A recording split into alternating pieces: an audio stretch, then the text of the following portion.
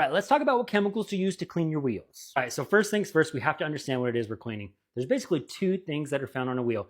It's going to be metal from the brake dust, and oil, and dirt, I guess so maybe three, picked up from the road. Let's start with the first one. How do we get rid of that brake dust that ends up on the inside of your wheel and all around your rim? All right, so first let's look at our pH scale. This is going to help us a ton. Acidic is inorganic, things like your metal. Alkaline is usually your organic, like dirt, grime, things like that. So understanding that logic, we're going to want to work with something that is acidic to be able to get rid of the metal that is on our tire. So depending on how bad the tire actually is, I'm going to go for a wheel acid. This is going to be a heavy hitter. I'm not going to use this on every single clean.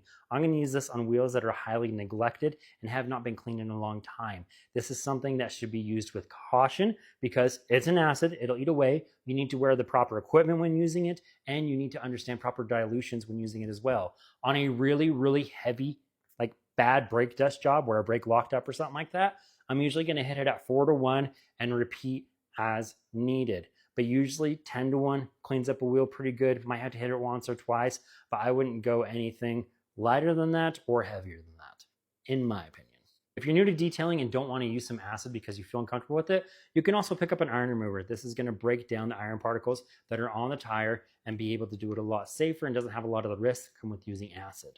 All right, now let's actually talk about how we handle the dirt and grime that's on the tire and on the rim itself. Once again, we're gonna go back to our pH scale and we're gonna look at our alkaline cleaners because this is an organic. It's gonna be dirt, oil, stuff like that. And so we wanna be able to actually break that down. This is where you move to a high alkaline product like Dark Fury. This sits 12 to 14, I can't remember off the top of my head, I think it's around 12.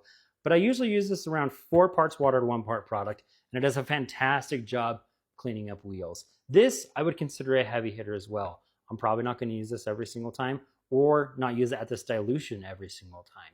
If the wheel is regularly maintained, I'm going to either dilute this or just switch to a totally different product, which would be something like an all-purpose cleaner like Pink Perfection or just your regular soap or rinseless wash, whatever you're comfortable with using.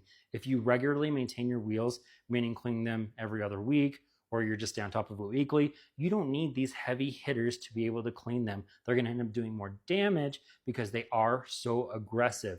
And so if you're keeping on top of your vehicle and it is fairly clean, these will do a fantastic job of actually breaking down everything that's on your wheels and keeping them nice and squeaky clean.